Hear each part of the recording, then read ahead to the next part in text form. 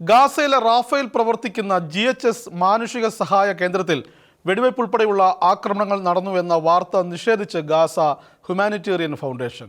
Hamas ഉന്നയിച്ച ഈ ആരോപണങ്ങൾ അടിസ്ഥാനരഹിതമാണെന്നും സഹായ വിതരണ കേന്ദ്രത്തിൽ ഒരു ആക്രമണം നടന്നിട്ടില്ലെന്നും GHS വൃത്തങ്ങൾ വ്യക്തമാക്കി.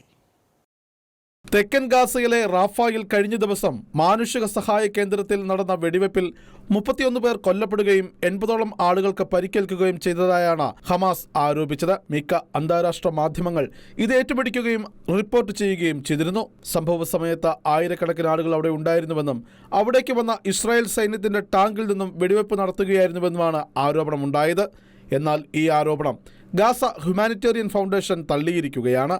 ഹമാസ് ഉന്നയിച്ച ഈ ആരോപണങ്ങൾ അടിസ്ഥാനരഹിതമാണെന്നും സുരക്ഷാ ക്യാമറ ദൃശ്യങ്ങളിൽ കഴിഞ്ഞ ദിവസത്തെ ഭക്ഷണ സഹായ വിതരണം ഒരു തടസ്സവും കൂടാതെ നടന്നുവെന്നും യാതൊരു മരണമോ പരിക്കോ റിപ്പോർട്ട് ചെയ്യപ്പെട്ടിട്ടില്ല എന്നാണ് GHF നൽകുന്ന വിശദീകരണം. ഇസ്രായേൽ സുരക്ഷാ സേനയും ഹമാസിന്റെ ആരോപണങ്ങൾക്കെതിരെ രംഗത്ത് വന്നിട്ടുണ്ട്. ഹമാസ് ഭീകരനായ പാലസ്തീൻ ആയുധധാരി സാധാരണക്കാരായ ജനങ്ങൾക്ക് നേരെ വെടിയുതിർക്കുകയും ആക്രമിക്കുകയും ചെയ്യുന്ന ദൃശ്യങ്ങൾ ഇസ്രായേൽ പ്രതിരോധ സേന പുറത്തുവിട്ടു. സ്ത്രീകളെയും ആട്ടിയോടിക്കുന്നതായി ദൃശ്യങ്ങളിൽ വ്യക്തമാണ്. ഹമാസ് കെട്ടിച്ചമച്ച ആരോപണങ്ങൾ ആണിതെന്നും ഇസ്രായേൽ പ്രതിരോധ സേന GHFനോടും മറ്റ് അന്താരാഷ്ട്ര മാനുഷിക സംഘടനകളോടും സഹകരിക്കുന്നുണ്ടെന്നും ഗാസ നിവാസികൾക്ക് സഹായം എത്തിക്കാൻ ഇസ്രായേലി ഡിഫൻസ് ഫോഴ്സ് സഹായിക്കുന്നുണ്ടെന്നും GHF വൃത്തങ്ങൾ പറഞ്ഞു.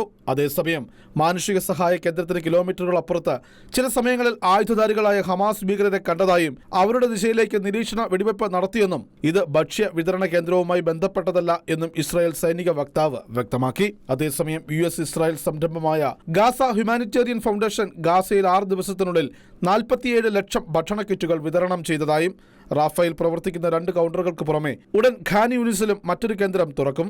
സെൻട്രൽ ഗാസയിലും ഒരു GHF കേന്ദ്രം പ്രവർത്തിച്ചു വരുന്നു. നോർത്ത് ഗാസയിലേക്കും പ്രവർത്തനം വ്യാപിപ്പിക്കുമെന്നും അടുത്ത ആഴ്ചകളിൽ കൂടുതൽ മാനുഷിക സഹായ വിതരണ കേന്ദ്രങ്ങൾ തുറക്കുമെന്നും GHF വൃത്തങ്ങൾ വ്യക്തമാക്കി. International desk, Shekinah news.